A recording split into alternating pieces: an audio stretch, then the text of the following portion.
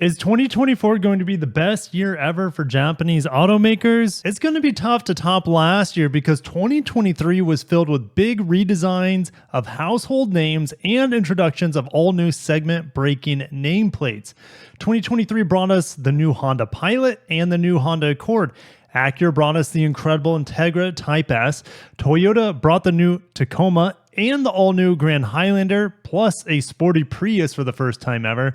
Lexus brought us the three-row family hauler based off the Grand Highlander, the TX. Nissan chipped in with the Z Nismo. Mazda brought the CX-90 on an all-new rear-wheel drive-based platform. Subaru had an all-new Crosstrek and an updated Impreza, and the list goes on. Can 2024 top the incredible 2023? Here's the top 10 vehicles coming from the Japanese automakers in 2024 that will do their best.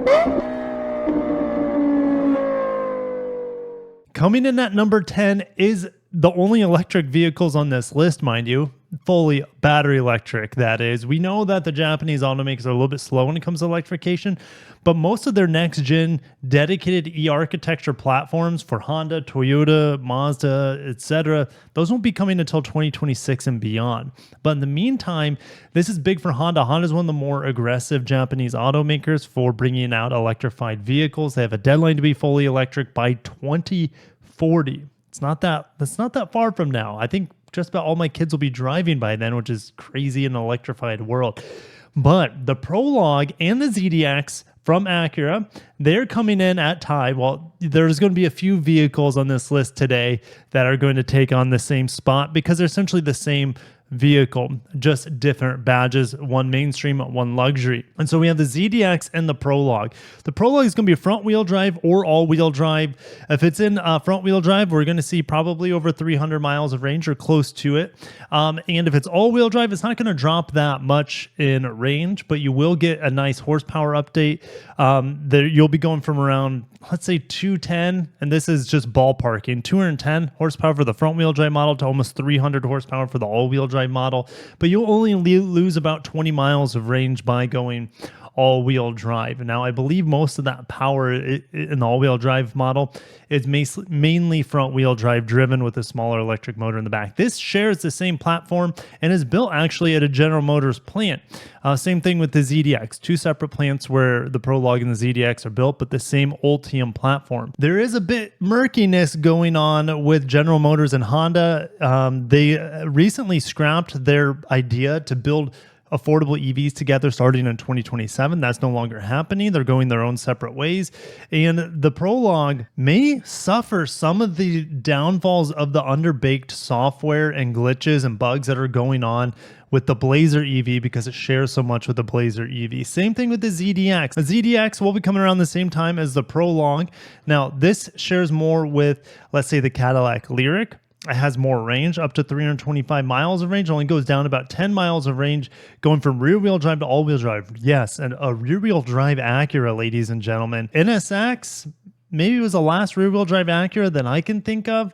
So yes, we have a rear-wheel drive Acura again in the form of electric vehicle. And of course, you can scale up to the Type S, which comes with like 500 horsepower. It is insane. Get Brembo brakes. This thing's going to be fast in a straight line. And make sure to watch my walk-arounds of both the Prologue and the ZDX.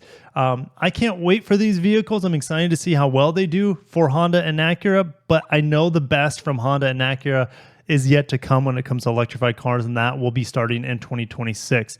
Now, we will get reveals of Honda's e-architecture at this year's CES happening early January. I will stream that for you guys. I will update that lineup, that electrified lineup has nothing to do with General Motors, nothing to do with the Prologue and the ZDX, but those vehicles will be revealed at least in concept form in just about a week or so at the time of this recording. We need to move on to another vehicle that I'm also very excited for. Coming in at number 9 is the Crown Signio. Now, in 2023 that we finally saw availability of the Crown sedan? Very few people are excited about it due to its controversial design, but very few people are upset about the design of this incredible wagon. This is the Crown Signia, known as the Crown Estate in Japan. I did a walk around on this. The styling on this is out of this world. I would pick this over a Lexus NX or RX. However, I like the NX's more compact nature. This thing is a boat. It's super long. It's like the length of a Highlander, but just 2 rows of seats. Now, there's a ton of cargo space in here, and you can fold these seats completely flat, and you could go on a massive road trip. You could sleep in this. This thing is very, very long. And it is hybrid only. We will be seeing about 236 horsepower. There's just 2 trim levels. I believe it's XLE and the Limited. There is no Platinum version of this like there is in the hybrid max powertrain Toyota Crown sedan. So this just gets one powertrain. We don't get the plug-in hybrid options yet anyways, but it would be amazing for Toyota to add a plug-in hybrid to this at some point in time. But the tried and true, the 2.5 liter, 236 horsepower, you'll be getting over 40 miles per gallon in this while looking super premium. And the interior is very, very nice as well. So can't wait for the Crown Signia. Coming at number 8 is the Subaru Forester. This is it's not that big of a redesign, to be honest, but what we're looking at here is the Subaru Foresters that I grew up with. One of my buddies had one of these growing up, and that thing just kept running forever. But here is the all new, I believe it's sixth generation Subaru Forester. It looks Forester from the side. Don't know if it looks a little Forester here. You know, they have this little mark that kind of gives us a floating roof line, fake exhaust on one side, which I don't think looks good, but maybe the hybrid version coming in the future, not at launch, unfortunately, and it will be sharing Toyota's hybrid technology, but it will be using a Boxer engine, to my understanding, something that Toyota only uses in its sports car, the GR86. So I'm very excited for the Forester, especially in the hybrid when it comes. I love the Forester Wilderness. When I drove it a few years back, it drives great. I was getting over 33 miles per gallon in it. And I didn't mind the CVT in it. It has about 182 horsepower. I thought the performance was fine, especially given the fuel economy I was getting. The front end of this looks a little bit like a Ford Edge, in my opinion.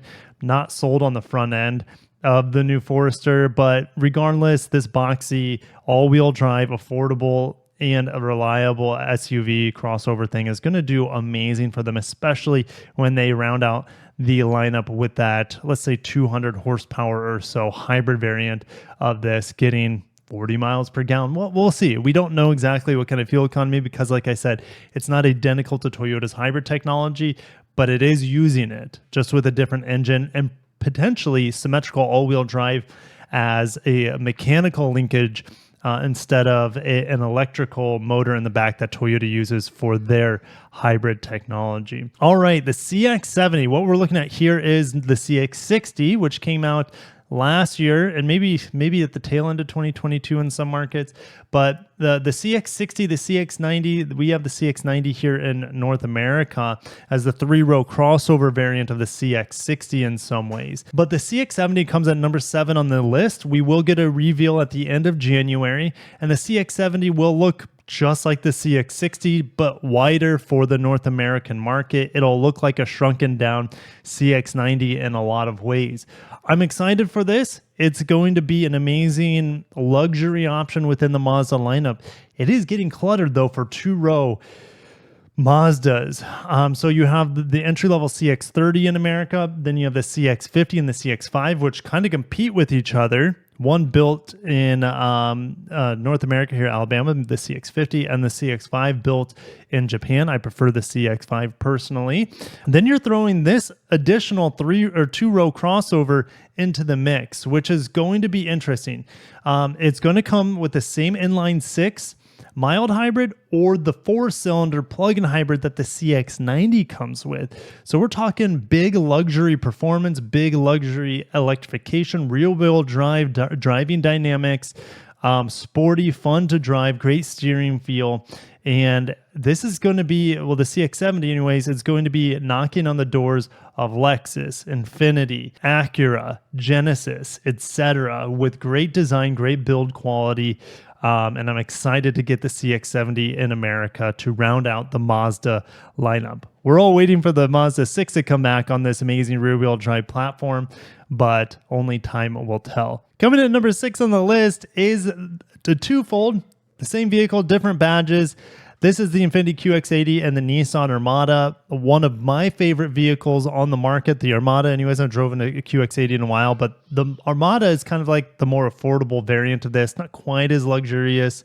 I'm driving the Cadillac Escalade this week, and I can't wait to see how this compares to the Escalade. The Escalade is incredibly smooth, incredibly refined, incredibly quiet, V8 power, and it is better than the LX600 in my opinion. It feels more of a true successor in some ways to the Lexus LX570, the Escalade, than the LX600. But back to this. Will this have a V8? And the answer is no. I'm hearing a big twin-turbo V6, similar to what Toyota did, but it's going to have bigger displacement and more power from what I'm hearing. I'm hearing 450 horsepower and 500 pound-feet of torque. Now, they're also going to remove the 7-speed auto, give it a 9-speed auto.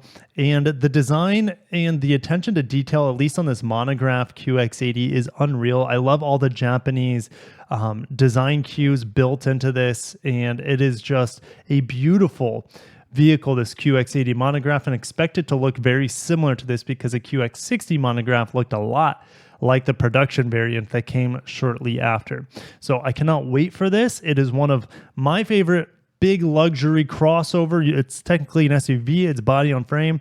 And in other markets, this is based off the Nissan Patrol. And the Nissan Patrol is one of the best massive luxury off-road vehicles on the planet. So cannot wait for the QX80. As a family man, I also cannot wait for the new Odyssey. Coming at number 5 is the Honda Odyssey. Got to give my love to the minivan camp. Sliding doors makes any parent's life easier, as well as tons of cargo space. And of course, the Odyssey excels at that. We don't know exactly, at least I don't know exactly, what Honda is going to do to the Odyssey in 2024. I just know it's going to get updates, either a refresh or a redesign. Actually, it's hard for me to fault on the Odyssey on anything. We like it a lot. The third row vents are on the armrest area. If they were on the ceiling, that would be better for circulation. But to be honest, that's not that big of a deal, at least in my opinion. The biggest thing that the Odyssey needs, though, is a hybrid powertrain on their large platform vehicles. We just haven't seen any evidence of it from Honda's camp. We don't see it in the new Pilot that just comes with the V6. We don't see it in the Passport or the Ridgeline either. So I don't know if Honda is going to give it a hybrid powertrain, but if it does, holy cow, Sienna, watch out, because Honda makes really good hybrids too. I love to see 35 miles per gallon here. Ultra smooth hybrid powertrain coming from Honda. Besides the hybrid powertrain, I really want to see updated styling. This Odyssey came out in late 2017. It looks pretty much the same. It looks like a 10-year-old vehicle that still sells for $50,000, and that doesn't bother most people. It's a minivan, but this is one of the most snoozy. It's actually the worst looking minivan out there on the market. We know what we have upcoming. Carnival hybrid from Kia. I like the design of the Carnival quite a bit, especially the new refresh. And then I really like the Pacifica styling for a minivan. It looks pretty good. So Honda, update the styling here, make it a little bit more aggressive, less snoozy, give it a hybrid powertrain. And man, I cannot wait to take a bite out of that. If it still has a V6, am I going to be sad? Absolutely not, because Honda makes great V6 engines. And the 10-speed auto in here is really good too. But you guys know I love hybrid powertrains, and we got a lot more hybrids to talk about in the rest of this video. Coming in at number 4 on the list, you get another 2-for-1, the last 2-for-1 on the list. In like the Armada and QX80, here's another big body on frame beast of a vehicle. This is the new Toyota Land Cruiser. I will be driving it probably in the spring as well. If everything works out here at the end of January, I will be driving the new Lexus GX. They're the same vehicle, different styling, different interior designs, obviously, different powertrains, but it's still the same J250 platform with a 112-inch wheelbase. It is grown. This is based, well, it's the new Prado, but the Prado was always smaller than the full fat, like let's say 100 or 200 series Land Cruiser, but now this is like the same size as the 300 series Land Cruiser. The Lexus version comes with a twin-turbo V6. It's slightly detuned compared to the Lexus LX600, for example, but this styling and the features that the GX offers make the the LX a no buy. This comes in a much more affordable price point. You can get these for around $65,000 starting. And in an amazing, I think this comes with the 10-speed auto. So cannot wait to drive the new GX. The GX is one of my favorite Lexus vehicles of all time, and I'm excited to see how Toyota and Lexus pull this one off. Now, in the Toyota camp coming out a little bit later this year, and I should be driving it this spring, this is the Land Cruiser. You can tell it's very much the same vehicle, just different styling. This is going to do really well for them, but the powertrain's different here. The standard Land Cruiser build here, then you have the more affordable 1958 edition. There's also a launch edition coming. Back to the powertrain, because I just am so excited for these vehicles. The powertrain here is actually a 4-cylinder turbo hybrid with tons of torque. I think it's around 326 horsepower and 465 pound-feet of torque, made it to an 8-speed auto. The interior here is quite a bit different from the Lexus, which I actually prefer this interior. No, it's maybe not as nice with the materials, but it's really close. But the layout of the buttons and the functionality is way better. I have a slightly smaller screen, but I have dedicated physical buttons here to adjust the climate control instead of it being built and baked into a larger touchscreen. Both of these vehicles I'm about equally as excited for. I just think that the GX looks better, but the Land Cruiser looks amazing too, especially with those circular headlights. So that is, let me know, guys, this might be the most exciting vehicle for you coming this year, but it just missed out of the top 3 vehicles for me. I know you guys would shuffle around the top 10 however you want. They're all top 10 in my opinion. They're all worth getting excited over. And now we get into the top 3. And coming in at number 3 is the Civic Hybrid, currently available in other markets like in Europe. This thing is going to give us great handling, great performance, and great fuel economy. Now, it'll be available not only in the hatchback, but also in the sedan here in North America. I believe it's coming this spring, but stay tuned on that. I think we'll know more. Honda's doing a press conference in January and talk about their electrification plan, so I'll give you guys updates on that. I think it's mid to late January. Civic Hybrid. The Civic is the most fun, compact, right? It gets bigger every redesign. It's enormous now for a compact vehicle, but the compact Civic, anyways, this is the first time we're seeing the Civic Hybrid on this generation in North America. And the new Civic handles better than all of its competition. The Elantra handles pretty good as well, but the Civic just feels a little bit more planted when you push it hard. Now, this twin motor Honda Hybrid, this is an oversimplification of what's going on here. It's a little bit more complex than this. It's going to give you incredible torque, and it drives like an electric car at low speeds. It's very, very satisfying. Make sure to watch my CRV Hybrid driving impressions and reviews, as well as the Accord Hybrid. This is using a slightly detuned 2-liter hybrid compared to the Accord, around 180 horsepower if I remember right, but you're still going to have a lot of torque, and it's going to be more satisfying to drive than Toyota's hybrids. The new Prius, though, is going to have more peak horsepower, and I feel like the new Civic is going to be just more fun to drive, better handling than the Prius. It's not going to look crazy if you guys don't want a crazy looking hybrid, and it's going to be probably more premium pricing too, a little bit more than the Corolla Hybrid, for example. So this probably will fight the Prius in terms of price, but it's going to offer a more roomy, a more functional experience in here compared to the Prius, which they went style over function this time around for the first time ever, which that's okay in my opinion, because the Corolla offers the more functional aspects. Anyways, the interior here on the Civics is fantastic.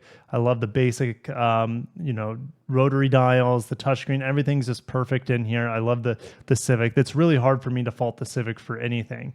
It's just kind of got big and expensive over the years, but it does feel very premium, especially compared to most of its competition. Coming in at number 2, the 2025 Toyota Camry. I just debuted it for you guys at the LA Auto Show. All hybrid now. No V6, no entry-level 4-cylinder, all hybrid, 225 horsepower for the front-wheel drive and 232 horsepower, if I remember correctly, for the e-all-wheel drive. Yes, we finally have e-all-wheel drive on a Camry hybrid. The styling of this is great, although it looks a lot like the current Camry from the side, right? It's using pretty much the same platform, the same doors, the same roof lines, the same basic structure. We just kind of have new bumpers on the front and the back, new headlights, this aggressive hammerhead styling, which I think looks pretty cool. Now on the interior, this is the big change for the Camry.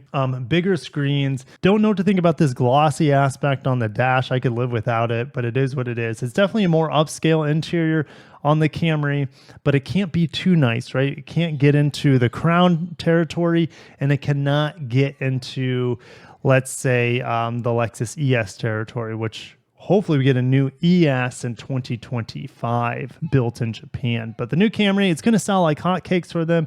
50 miles to the gallon, somewhere around there. You get a panel roof now on the hybrid for the first time ever. So cannot wait for the brand new Camry hybrid coming in at number 2 on the list today. And can you guys guess what number 1 is? Can I get a drum roll for the legendary Toyota 4Runner? We will get, hopefully, the reveal for this spring with availability by the end of 2024. The new 4Runner is going to ditch the 4-liter V6. Don't know what powertrain it's going to have, to be honest. So we're hearing nothing from Japan about the 4Runner, and the 4Runner really is a North American product. Yes, they get it in other places in the world, but the Prado kind of takes that spot for the 4Runner in other places of the world. But now that we're getting the J250 Prado, what is Toyota going to do with the 4Runner? Is it going to be a hybrid? I bet it comes with the hybrid max powertrain, the 2.4 liter turbo hybrid in like the highest trim, like the TRD Pro version of this. But honestly, I don't know what they're going to do. Probably just 2.4 turbo. Like the Tacoma, for the base powertrain would be my guess, made it to an 8-speed auto. But time will tell. We're going to miss the silky smooth 4-liter V6 here. We're going to miss just this vehicle in a lot of ways, but this has been around for feels like 2 decades at this point, this generation 4Runner, and the next gen is going to be crazy for not necessarily like it's going to surprise anyone, but I'm hearing the design looks like a new Tacoma, but with 4Runner capability as in an SUV. So cannot wait for the new 4Runner. This is probably the most highly anticipated Japanese vehicle here in North America coming in 2024. It should arrive by the end of this year. Now, an honorable mention, we will get a reveal on the next RAV4 by the end of 2024, but it won't come until 2025. So the 4Runner gets the reveal and the availability in theory in 2024, and this is the number 1 vehicle redesign that we will be getting with new engines, new powertrain on the new F platform. Let me know what you would want to see on the new 4Runner.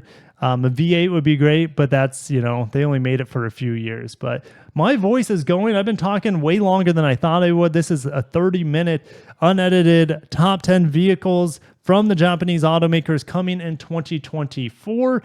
I think, I'm excited for all of them, to be honest, some more than others, but let me know which ones you are most excited for. What do you want to see out of each of these models? Give me your top 10. How would you list these top 10 vehicles? There's more than what I'm mentioning here coming from the Japanese automakers, but honestly, these are the top 10 that people are probably most looking forward to. So let me know what is your top 10 and put that in the comments below. If you agree with my list, hit the like button. If you don't, still hit the like button for watching. I appreciate that. And I'll catch you in 2024. Happy New Year's to all of you. And I cannot wait for all the amazing things the new year is going to bring you and the channel. Take care and peace.